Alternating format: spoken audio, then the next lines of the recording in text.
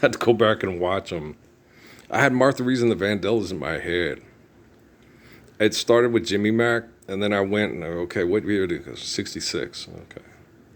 So no, Malcolm didn't sing that with his daughters. Who's fucking with my head? No, I'm just kidding around. And they're going, what's going on here? They're trying hard to be true, but Jimmy he talks just as free as you. Hey Jimmy. Anybody else like Martha Reeves and the Vandellas? I went through and I was like, oh yeah, they do Nowhere to Run. They do, of course, Dancing in the Street, Heat Wave. I've never heard the Third Finger Ring. I've never heard that one. But I was going back. Okay, they had some hits. They had quite a few songs like Martha Reeves and the Vandellas and one of my favorite, Mary Wells. So like Mary Wells. Bo-ba-doo. You beat me to the punch. You beat me to the punch. 'Cause you're a split personality. And I got two lovers and I'm not ashamed. Two lovers and I love them both the same. Let me tell you about my first love. She treats me fine. Both of them are you. Yeah, that's a good song. It feels like Mary Wells too. No, I don't know. I had this it was Martha Reeves and the Vandellas though. I was like, well, why am I getting Martha Reeves and the Vandellas so much? I don't know. Crushing? Yeah, it's crushing you. Who's pretty? Who's she? Which one? Okay. It was sad watching them run around in that factory on Nowhere to Run in Detroit and watching all them brothers having to spray paint all that stuff with no mask and just dying. It's just it's when you watch that kind of stuff, it's depressing. And then the guy dies and then they replace him with another one. But you got to sell them refrigerators, you got to move them covered TVs, man. It's depressing when you sit and watch a lot of old things. I remember watching as it was Jack Benny's show on DVD from the library, and they had Marilyn Monroe on it, and they had Stanford University had a study that said Lucky Strike cigarettes were the healthiest cigarettes. What the fuck? You serious? Because they got paid money for it to endorse it, right? And you're like, man, like my boy LG said in his rap, people in church say anything if you believe it. And then, so I left my religion behind like I don't need it. The first time in my life I feel close to Jesus. Now everybody looks at LG like he's conceited. And it's like, man, yeah, if you don't believe in the corporation and you believe in him, you're close to him. And he doesn't know personally who everybody is. He's not a God. Okay, he's a human being. Okay. Jesus Christ is a human being. And in order for them to know you, there has to be a knowing through the family. One of King David's, just yada, yada, yada. He's not an omniscient, omnipotent God. He's a man. He's an eternal, faithful man. And as it turns out, the spirit of that man is a man that they call Earl, the son of Ralph and Mary, born in, there's lots of evidence. And so, if you know me, but you don't believe in me, then how can I help you? Right? Why have you forsaken me? Forgive them, Father, for they know not what they do. But the thing is, once we hit that point where you guys rejected me and rejected living the Lord's Prayer, and as a group decided to murder each other over money with technology. I was sitting there watching the news and there's people in the Middle East being mass murdered. And you're like, gosh, damn. God is not a possessive pronoun or a first person. Okay? God is the essence of our life, the infinite essence of our life. And our eternal existence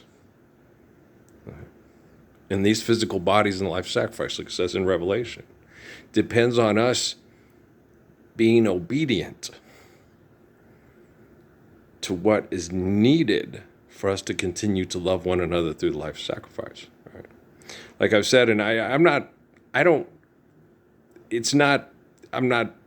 it's the truth. I'm not offending people when I sit there and say about homosexuality is a byproduct of bad heterosexuality.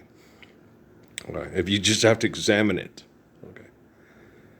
You have people that they either are selfish sexually and don't want children getting in the way of their sex habits, or you have people that don't want to sexually reproduce but they want to be sexually comforted, but they don't want to have children because they don't want children to be born into this hell. Okay. And you don't know, you can't sit there and say all homosexuals are alike, because they're not. I've met homosexuals. Steve told me about that one man here in town that tried to infect everybody with HIV before he died because he got HIV from being an unhealthy, selfish, sexual person. Okay. And then there are some people that are homosexual because they don't want to have kids, because they don't want the children to have to endure and feel the pain that they're going through, because everybody's, my Emily, they didn't have to kill him, Dad, when she'd watch Jesus Christ Superstar and cry. They shouldn't have killed him. They didn't have to kill him. It was wrong. And every Muslim in the world agrees. The cult that calls itself Christianity says it was required. It was not required. Otherwise, he would not say, forgive them, why have you forsaken me, and forgive them, Father, for they know not what they do. Okay, if it was a requirement, we said, this is it is done, and now everything's been taken care of, and I'm paying for everybody's sins. But he didn't say that. So how people can believe that is like, how do you believe that shit when Jesus himself didn't even say it? Okay, his what they said he said was, forgive them, Father, for they know not what they do, and why have you forsaken me? That doesn't sound like, I'm paying for all your bullshit you had on layaway at Kmart. I'm keeping the IRS open because it's the most vital government organization, right? Do you understand? John Daly's an asshole. They're all assholes. They're all assholes. When I was taking the stuff to the dump for my grandma's funeral, and they sent me to the dump with all the stuff they didn't want of her stuff. And I'm like, Jesus, man, that was a horrible day. And I'm like, Jesus, what are you? They're assholes. Or all Ralph, I'm like, what? Who? Everyone. It's like, what? Everyone's. He got so emotional. He was, and everybody, he wouldn't say that. He's not God. He's a human being, and he's tired of being abused by you perverts that use him as your egotistical possessive pronoun first person delusion you call God. He's sick of it. And do you blame him? That's why he gave me Sun Yat-sen and DT Suzuki to help me through this horrible time. Jesus gets too emotional. It's too hard on him. Okay, what happened with Justin? What happened with Cameron? What's happening with Melissa and with everybody? Patrick, Natalie, Noah, Emily, Kate, Stephanie. Raquel, Yolanda, everybody. Okay, he's too emotionally involved. It's too hard on him. He gives me these two men from across the world, to help me through this, to sit down and go, okay, thanks. And they understand completely, like Suzuki, I love him so much. And he said, no, that guy's not like me. Tell your grandma, your Aunt Nana, just because, I'm Japanese, that means I raped your grandmother. Okinawans killed my cousin. Does that mean all Okinawans are cousin killers? So you got to understand that, one dog bites you, do you kill all dogs? Right?